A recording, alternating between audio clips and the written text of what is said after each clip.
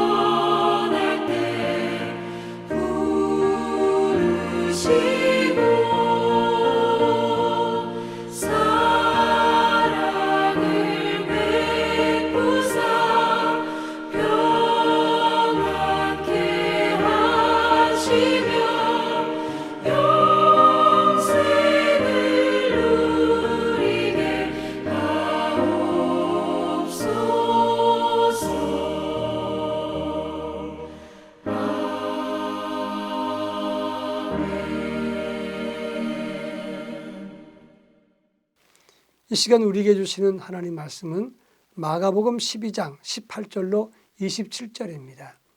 마가복음 12장 18절로 27절 말씀을 한 절씩 교독하겠습니다. 제가 전체를 읽겠습니다. 부활이 없다는 사두개인들이 예수께 와서 물어 이르되 선생님이여 모세가 우리에게 써주기를 어떤 사람의 형이 자식이 없이 아내를 두고 죽으면 그 동생이 그 아내를 취하여 형을 위하여 상속자를 세울지니라 하였나이다. 7형제가 있었는데 마디가 아내를 취하였다가 상속자가 없이 죽고 둘째도 그 여자를 취하였다가 상속자가 없이 죽고 셋째도 그렇게 하여 7이 다 상속자가 없었고 최후의 여자도 죽었나이다. 7사람이 다 그를 아내로 취하였으니 부활 때 곧 그들이 살아날 때에 그 중에 누구의 아내가 되리이까. 예수께서 이르시되 너희가 성경도 하나님의 능력도 알지 못하므로 오해함이 아니냐. 사람이 죽은 자 가운데서 살아날 때에는 장가도 아니가고 시집도 아니가고 하늘에 있는 천사들과 같으니라. 죽은 자가 살아난다는 것을 말할진대 너희가 모세의 책 중 가시나무 떨기에 관한 글에 하나님께서 모세에게 이르시되 나는 아브라함의 하나님이요 이삭의 하나님이요 야곱의 하나님이로다 하신 말씀을 읽어보지 못하였느냐. 하나님은 죽은 자의 하나님이 아니요 산 자의 하나님이시라. 너희가 크게 오해하였도다 하시니라. 아멘. 어제 시간에는 다니엘이 하나님을 향해서 하루에 3번 기도한 말씀을 드렸습니다.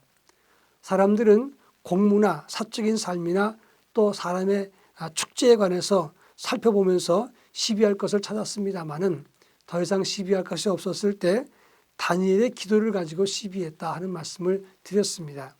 악한 영들은 심지어 믿음을 가지고도 시비한다는 사실을 알아야 합니다. 오늘 우리가 읽은 본문의 말씀은 예수님께서 고난의 길을 걸으셨을 때 고난주간 화요일에 있었던 사건입니다. 부활이 없다고 주장했던 사두개인들이 예수님의 부활 문제를 가지고 시비했다고 하는 것입니다.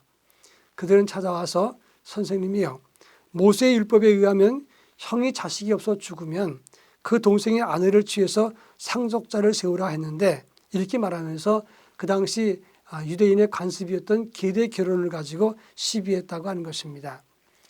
사실 그 당시 있었던 유대인의 결혼법은 형의 대가 끊기면 그 대를 보존하기 위해서 남은 가족 보호를 위해서 만들어진 제도가 바로 계대 결혼법이었다고 하는 겁니다.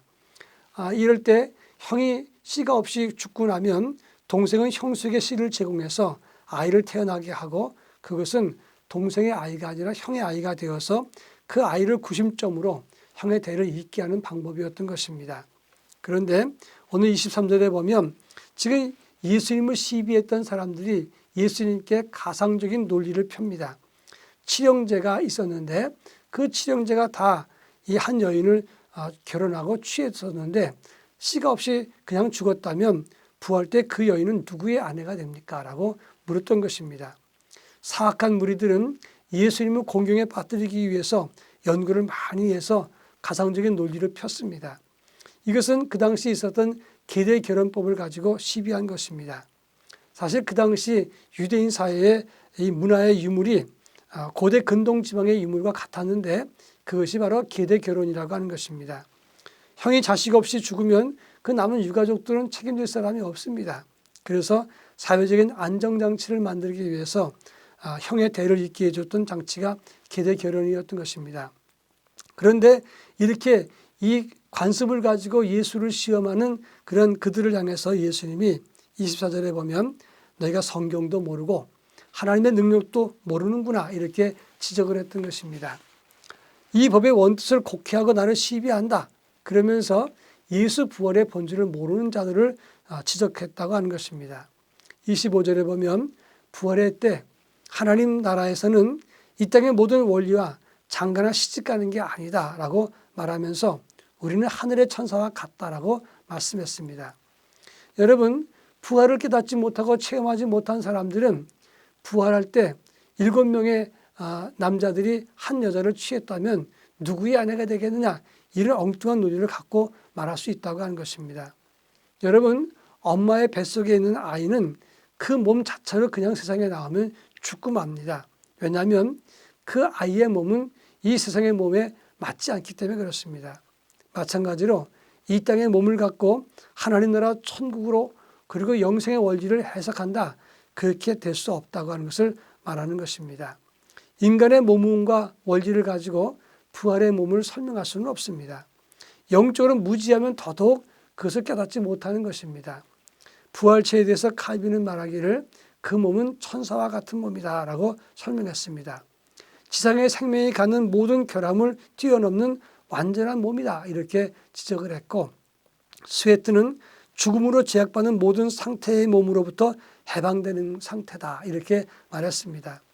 악한 영은 부활에 대해서 깨닫지 못하면서 자기 머리와 한계로 이해하지 못하면서 그 부활의 논리를 가지고 예수를 시비했다고 하는 겁니다. 사실은 이 악한 영의 시비는 이 세상이 하나님의 진리를 보지 못할 때 생겨지는 증세라고 말할 수 있는 것입니다. 예수님은 하나님은 죽은 자의 하나님이 아니라 산 자의 하나님이라고 설명했습니다. 하나님은 우리 썩을 몸, 죽을 몸을 가진 자의 하나님이 아니라 더 차원 높은 영원한 생명과 신령한 몸을 가진 그런 자들의 하나님이다. 이 말은 그런 신령한 몸을 가진 몸으로, 영성으로 하나님과 소통하는 그런 하나님이시다는 것을 말하고 있는 것입니다. 여러분, 우리는 썩을 이성과 몸과 생각으로 하나님을 판단하거나 하나님을 내 생각 속에 가두어서는 안 될 것입니다. 하나님은 우리의 생각과 한계를 뛰어넘는 분이시기 때문에 그것을 깨닫기 위해서 힘을 써야 되는데, 하나님은 그 중에 하나님의 뜻의 일부라도 깨닫게 하시기 위해서 우리에게 성령을 보내셔서 그 세계를 알게 하신다고 하는 것입니다. 이제 부활절을 맞이하고 그 이후 성령을 사모하면서 우리가 50일을 지내는데, 성령을 통해서 하나님의 세계를 깨닫기 위해 힘쓰기를 바랍니다. 동시에 부활의 소망을 가지고 육신의 한계를 뛰어넘고 영원한 생명, 영생의 나라를 바라볼 수 있는 눈이 열리기를 바랍니다. 우리가 함께 기도할 것은 단순하게 그냥 시간만 가지고 우리가 성령의 강림을 기다릴 것이 아니라 성령님을 사모하면서 그 영적인 세계의 눈이 열리기를 위해서 기도할 것입니다. 그러면서 하나님의 뜻을 깨닫고 부활과 영생의 세계를 바라볼 수 있어야 될 것입니다. 다 같이 기도합니다. 영의 눈을 뜨고 부활의 소망을 바라보며 성령을 사모하게 하옵소서. 기도하겠습니다. 사랑 많으신 하나님 아버지, 우리는 부활절을 지내고 이제 성령을 사모하면서 오순절을 바라봅니다. 주님, 저희들의 눈을 떠서, 영적인 눈을 떠서 그 신령한 세계를 바라볼 수 있게 하시고 진정한 부활의 세계, 영생의 세계, 하나님의 뜻을 깨닫는 믿음의 사람으로 살아갈 수 있도록 저희들을 이끌어 주옵소서. 성령님을 통해서 하나님의 역사와 감동을 깨닫게 하시고 주님의 나라를 발견하게 하옵소서. 예수님의 이름으로 기도합니다. 아멘.